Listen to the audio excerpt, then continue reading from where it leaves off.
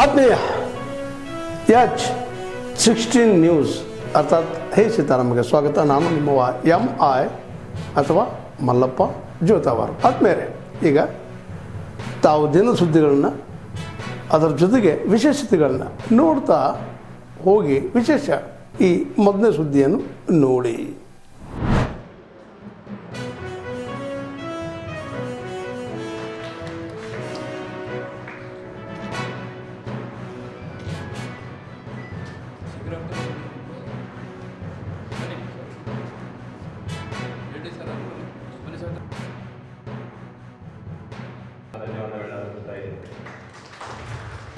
ಮುಂದಿನದಾಗಿ ಮುಖ್ಯ ಅತಿಥಿಗಳಾಗಿ ಅದು ಕೈಗಾರಿಕಾ ನೀತಿ ಅಂತ 2025-30 ಈಗ ಹೊಸ ಪಾಲಿಸಿ ನಮ್ಮಲ್ಲಿ ನಡೀತಾ ಇದೆ. ಇದರಲ್ಲಿ ಏನಂತಂದ್ರೆ ಈ ಒಂದು ಕೈಗಾರಿಕೆ ಸ್ಥಾಪನೆ ಮಾಡ್ತೀನಿ ಅಂದ್ರೆ ಸರ್ಕಾರದಿಂದ ಬಹಳಷ್ಟು ಸಹಾಯಧನ ಇದೆ. ಉದಾಹರಣೆಗೆ ನೀವು ಸಣ್ಣ ಪ್ರಮಾಣದ ಕೈಗಾರಿಕೆ ಮಾಡ್ತೀನಿ ಅಂತಂದ್ರೆ, ಸೂಕ್ಷ್ಮ ಮತ್ತು ಸಣ್ಣ ಪ್ರಮಾಣದ ಕೈಗಾರಿಕೆ ಮಾಡ್ತೀನಿ ಅಂದ್ರೆ 30 ಲಕ್ಷ ತನಕ ನಿಮ್ಗೆ ಸಬ್ಸಿಡಿ ಸಿಗ್ತದೆ. ಒಂದು 5% SC ST ವುಮೆನ್ನು ಅಂಗಕ್ಕೆ ಇವ್ರಿಗೆ ಇರ್ತದೆ. ಅದೇ ರೀತಿ ನೀವು ಸಣ್ಣ ಪ್ರಮಾಣದ ಕೈಗಾರಿಕೆ ಮಾಡ್ತೀನಿ ಅಂದ್ರೆ ಅದಕ್ಕೆ 1-1.5 ಕೋಟಿಯಷ್ಟು ಸಬ್ಸಿಡಿ ಸಿಗ್ತದೆ. ಅನುಭವ ಇದ್ರೂ ಕೂಡ ಕೌಶಲ್ಯ ಭರಿತ ಅನುಭವ, ಕೌಶಲ್ಯ ಭರಿತ ತರಬೇತಿ, ಕೌಶಲ್ಯ ಭರಿತ ಮಾತು, ಕೌಶಲ್ಯ ಭರಿತ ಸ್ಕಿಲ್ ಇರಬೇಕು, ನಡವಳಿಕೆ ಇರಬೇಕು. ಹಾಗೆ ಯುವಕರಿಂದ ಏನಾಗಿದೆ ಅಂದ್ರೆ ನಿಮ್ಗೆಲ್ಲ ಆಸಕ್ತಿ ಬರಬೇಕು, ನಿಮ್ಮ ಒಂದು ಉದ್ದಿಮೆದಲ್ಲಿ ಕೌಶಲ್ಯತೆ ಬರಬೇಕು ಅಂತ ಅನ್ನೋದಕ್ಕೋಸ್ಕರನೇ ಈ ಒಂದು ತರಬೇತಿ ಕಾರ್ಯಕ್ರಮವನ್ನು ಇವತ್ತು ಆಯೋಜನೆ ಮಾಡಿರ್ತಾರೆ. ಅವ್ರು ನಿಮ್ಗೆ ಶ್ಯೂರಿಟಿ ಕೊಡ್ತಾರೆ. ಕೇಂದ್ರ ಸರ್ಕಾರನೇ ಶ್ಯೂರಿಟಿ ಕೊಡುತ್ತೆ. ಅದಕ್ಕೆ ನೀವು ಪ್ರತಿ ವರ್ಷ ಇಷ್ಟು ಪ್ರೀಮಿಯಂ ಅಂತ, ಈಗ ನೀವು 30 ಲಕ್ಷ ಸಾಲ ತಗೊಂಡ್ರೆ ಅದಕ್ಕೆ ಎಷ್ಟು ಪ್ರೀಮಿಯಂ ಆಗುತ್ತೆ ಅಷ್ಟನ್ನ ನೀವು ನಿಮ್ಮ ಸಾಲದ ಖಾತೆಯಿಂದ ಸರ್ಕಾರಕ್ಕೆ ಕಟ್ಟಿದ್ರೆ ಸಾಕು. ನಿಮ್ಗೆ ಯಾವ ಥರ್ಡ್ ಪಾರ್ಟಿ ಗ್ಯಾರಂಟಿ ಬೇಕಾಗಿಲ್ಲ, ಶ್ಯೂರಿಟಿ, ಕೊಲ್ಯಾಟ್ರಲ್ ಏನು ಬೇಕು, ನಿಮ್ಗೆ ಉದ್ಯಮ ಮಾಡಬಹುದು.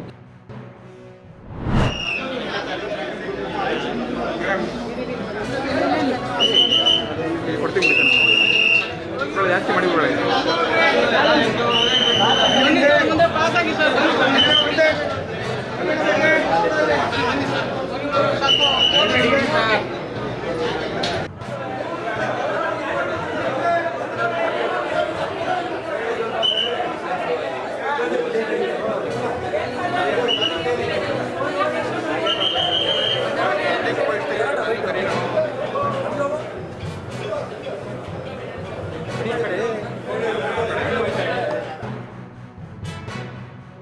ಶುಕ್ರವಾರ ಪ್ರತಿ ವರ್ಷದಂತೆ ನಾವು ತಾಯಿ ದರ್ಶನವನ್ನು ಮಾಡಿದ್ದೀವಿ.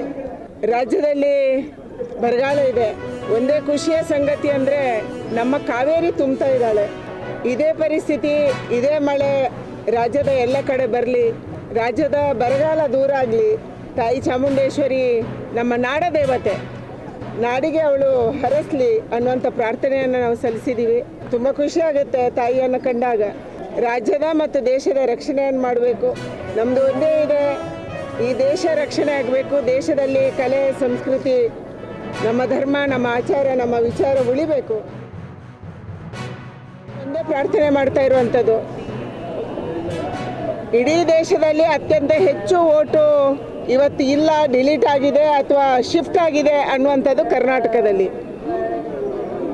ಯಾರ್ಯಾರು ಕರ್ನಾಟಕದ ಜನ ಕರ್ನಾಟಕದಲ್ಲಿ ನೆಲೆಸಿದ್ದಾರೆ ಅವರು ವೋಟರ್ ಲಿಸ್ಟಲ್ಲಿ ಇನ್ನೂ ಸೇರ್ಕೊಂಡಿಲ್ವೋ ಅಥವಾ ಎನ್ಯುಮರೇಷನ್ ಫಾರ್ಮ್ ತುಂಬಿಲ್ವೋ ಅವರು ತಕ್ಷಣ ಈ ಕೆಲಸವನ್ನು ಮಾಡಬೇಕು ಅನ್ನುವಂಥ ಪ್ರಾರ್ಥನೆಯನ್ನು ಮಾಡ್ತಾ ಇದ್ದೀನಿ.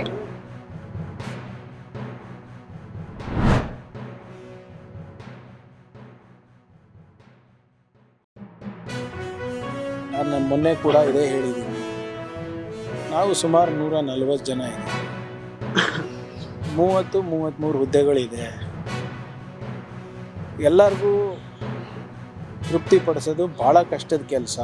ಸಾಮಾಜಿಕ ನ್ಯಾಯ ಕೊಡೋದು ಕಷ್ಟದ ಕೆಲಸ, ಪ್ರಾದೇಶಿಕ ಪ್ರಾತಿನಿಧ್ಯತೆ ಕೊಡೋದು ಕಷ್ಟದ ಕೆಲಸ. ಆದರೂ ಕೂಡ ಎಲ್ಲರೂ ಸೇರಿ ಒಂದು ಪ್ರಾಮಾಣಿಕ ಪ್ರಯತ್ನ ಮಾಡಿದ್ದಾರೆ. ಈಗ ಪಕ್ಷದ ಆಶೀರ್ವಾದದಿಂದ, ಜನರ ಆಶೀರ್ವಾದದಿಂದ, ನಮ್ಮ ಕಾರ್ಯಕರ್ತರ ಆಶೀರ್ವಾದದಿಂದ ಇವತ್ತು ನಾನು ನಿಮ್ಮ ಮುಂದೆ ನಿಂತಿದ್ದೀನಿ.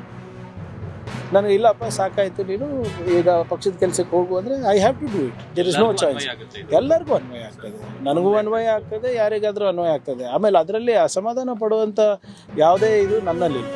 ಒಂದು ವಾರ ಟೈಮ್ ಕೊಟ್ಟರೆ ಎಲ್ಲರಿಗೂ ಅವರವರ ಇಲಾಖೆ ಬಗ್ಗೆ ಹೆಚ್ಚು ಮಾಹಿತಿ ಪಡೆದು ಸದನದಲ್ಲಿ ಇನ್ನೂ ಕಟ್ಟುನಿಟ್ಟವಾಗಿ ವ್ಯವಸ್ಥಿತವಾಗಿ ಏನು ವಿರೋಧ ಪಕ್ಷದವ್ರು ಇರ್ಬೋದು, ಸಾರ್ವಜನಿಕರ ಪ್ರಶ್ನೆಗಳಿಗೆ ಉತ್ತರ ಕೊಡ್ಬೋದಾಗ್ತದೆ.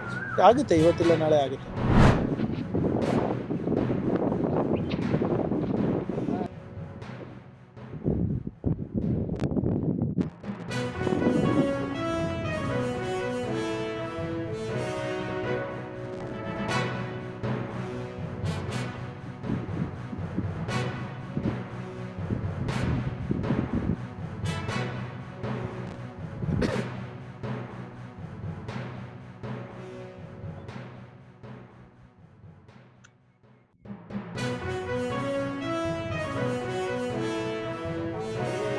ಮೊದಲಿನಾಗ ಏನು ಮಾಡಿದ್ವಿ ಸರ್, 4 ಎಕರೆ ಈರುಳ್ಳಿ ಹಾಕಿದ್ವಿ ಸರ್. ನಾವು ಈರುಳ್ಳಿ ಹಾಕಿದಾಗೂ ನಾವು ಒಂದು ಇನ್ಶೂರೆನ್ಸ್ ಕಂಪ್ನಿ ಜೊತೆ ಮಾತಾಡ್ಕೇಸಿ ಅವ್ರು ಬಂದು GPS ಮುಖಾಂತರ ಫೋಟೋ ತೆಗೆದು ಕ್ಯಾಸಿ ಇದರಿಂದ ಅವರು GPS ಆದ 1 ತಿಂಗಳೊಳಗೆ ನಮಗೆ ಫಸಲ್ ಬಿಮಾ ಯೋಜನೆ ಅಮೌಂಟ್ ನಮ್ಗೆ ಅಕೌಂಟಿಗೆ ಬಂದಿದೆ ಸರ್. ಇದರಿಂದ ಸರ್ ನಮ್ಮದು ನಾವು ಟೋಟಲಿ 2 ಎಕರೆ ಮಾಡಿದ್ವಿ ಸರ್. ನಾನು 32,000 ಚಿಲ್ಲರೆ ನಾವು ಅದು ನಮ್ಗೆ ನಮ್ಗೆ ಜಮಾ ಆಗಿದೆ ಸರ್ ಅಮೌಂಟ್.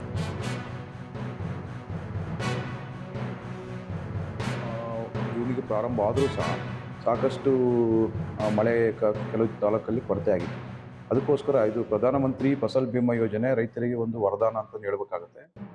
ಆ ಕಾರಣ ನಮ್ಮ ಈ ಅತಿವೃಷ್ಟಿ ಅನಾವೃಷ್ಟಿ ಸಮಯದಲ್ಲಿ ನಮ್ಮ ರೈತ ಬಾಂಧವರಿಗೆ ಬೆಳೆ ನಷ್ಟ ಆದರೆ ಇದು ಪರಿಹಾರ ಕೊಡಲಿಕ್ಕೆ ಒಂದು ಒಳ್ಳೆಯ ಯೋಜನೆ ಆಗಿದೆ. ನಮ್ಮ ಜಿಲ್ಲೆಯಲ್ಲಿ ಈ ವರ್ಷ ಸುಮಾರು 62,000 ರೈತರು ಈಗಾಗಲೇ ಬೆಳೆ ವಿಮೆಗೆ ನೋಂದಣಿ ಮಾಡಿದ್ದಾರೆ. ಪ್ರತಿ ವರ್ಷ ಕೇವಲ 20,000 ರೈತರು ಈ ಒಂದು ಯೋಜನೆ ವ್ಯಾಪ್ತಿಗೆ ಬರ್ತಾಯಿದ್ರು. ಈ ವರ್ಷ ನಾವು ಜಾಸ್ತಿ ಕ್ಯಾಂಪೇನ್ ಮಾಡಿ ರೈತರಿಗೆ ಸ್ವಲ್ಪ ತಿಳುವಳಿಕೆ ಜಾಸ್ತಿ ಕೊಟ್ಟಿದ್ದರಿಂದ ನಮ್ಮ ರೈತ ಬಾಂಧವರು ಇದರಲ್ಲಿ ಹೆಚ್ಚಿನ ತಾವೆಲ್ಲ ಇಲ್ಲಿವರೆಗೆ ಸುದ್ದಿಗಳನ್ನು ನೋಡಿದಿರಿ, ಜೊತೆಗೆ ವಿಶೇಷ ಘಟನೆಗಳನ್ನು ಸಹ ನೋಡಿದಿರಿ. ಅದು ನಿಮ್ಗೇನು ಅನ್ನಿಸ್ತು? ನಿಮಗೆ ಲೈಕ್ ಮಾಡಿರಿ, ಶೇರ್ ಮಾಡಿರಿ, ಕಾಮೆಂಟ್ ಮಾಡಿರಿ, ಜೊತೆಗೆ ಸಬ್ಸ್ಕ್ರೈಬ್ ನಿಲ್ಲಿಸ್ಬೇಡ್ರಿ. H16 ನ್ಯೂಸ್ ಅರ್ಥಾತ್ ಸಿದ್ದರಾಮಯ್ಯ ಸತ್ಯದ ಕೈಗನ್ನಡಿ ವಂದನೆಗಳು.